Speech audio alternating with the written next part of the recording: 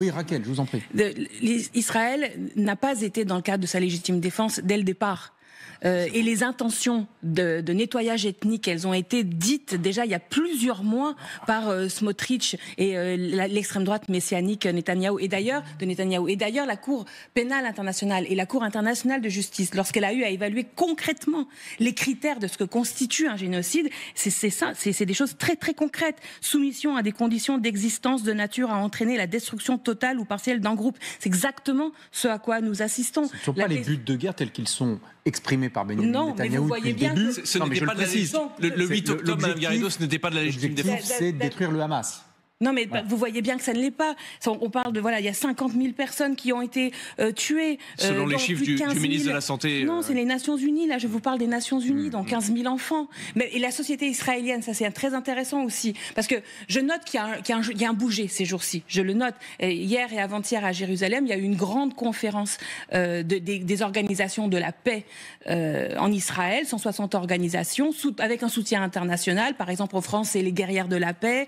Mais là-bas, c'est des organisations comme Standing Together, les réservistes aussi qui refusent de retourner dans leur base. Ça, c'est des bougés. Ce sont des gens qui ont pu être dans des opérations militaires il y a encore 6 mois, qui aujourd'hui disent... Vous dites que ça n'a jamais été de la légitime défense, ça ne l'était pas. Le 8 octobre, Israël n'avait pas de justification pour répondre militairement à l'incursion et l'attaque du 7 octobre.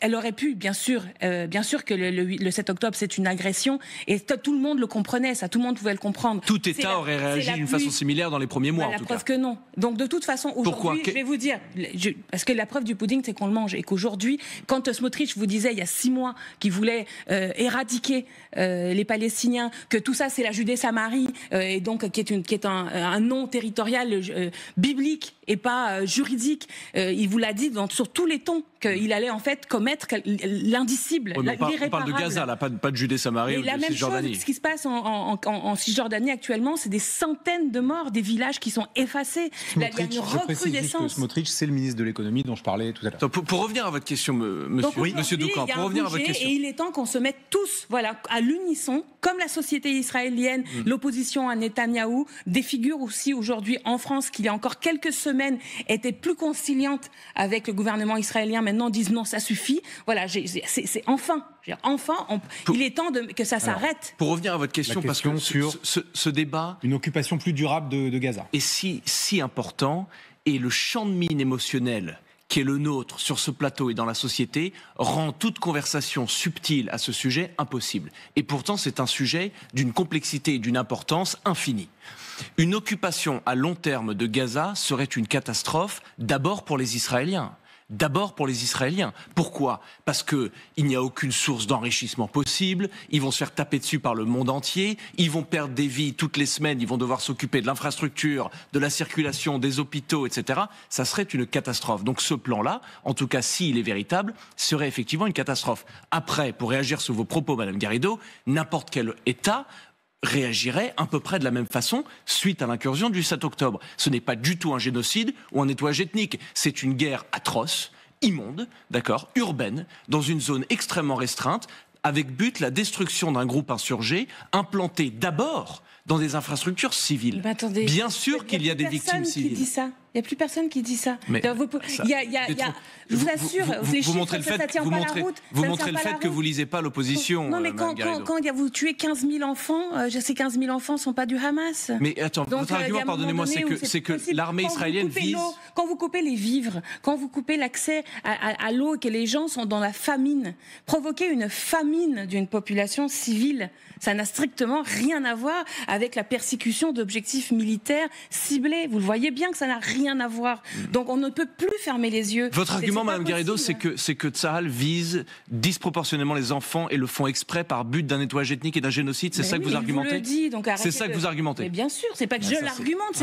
Répondez. C'est bien évidemment complètement faux. Il faut dissocier deux choses. Les crimes de guerre qui arrivent dans toutes les forces armées du monde et dans tous les conflits et qui sont bien évidemment, le fait même qu'on doit préciser cela est affligeant, qui sont répréhensibles moralement, légalement, qui sont une horreur. Et il faut isoler ces cas et les détruire. Mais après, argumenter que la politique israélienne, c'est la destruction du peuple palestinien, c'est un scandale. Alors, pourquoi ne pas l'avoir commencé le 6 octobre ?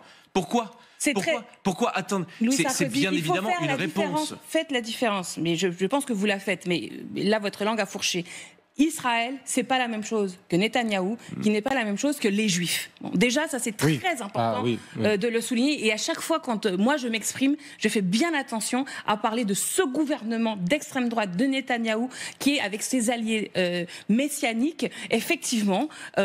Les inventeurs des nettoyages ethniques qui est en cours. Et effectivement, même vous qui connaissez bien l'histoire militaire et ce que ça implique d'ôter la vie à autrui par décision politique militaire, vous ne pouvez pas accepter que le droit international de la guerre, le droit international humanitaire, le droit international tout court soit à ce point bafoué. Quand on provoquait la famine de populations civiles, où ça n'est pas acceptable, il faut que la France monte sur la table. Là où vous avez partiellement raison, c'est le fait que la survie politique domestique du gouvernement de Netanyahou dépend en vérité de la continuation, de la perpétuation de cette guerre, qui est un problème immense, et qu'il n'y a pas en vérité, et je dis ça d'abord pour Israël, qu'il n'y a pas de but politique à cette guerre, il n'y a que des buts militaires. La destruction du Hamas n'est pas un but politique. Et je vais terminer là-dessus parce que je veux vraiment que les gens comprennent à quel point c'est un bourbier sans fin et qu'il ne faut pas écouter les gens d'ailleurs des deux côtés qui gueulent sans cesse. Qu'est-ce que Israël est censé faire? Je parle de solutions politiques après la fin du conflit. Soit ils occupent,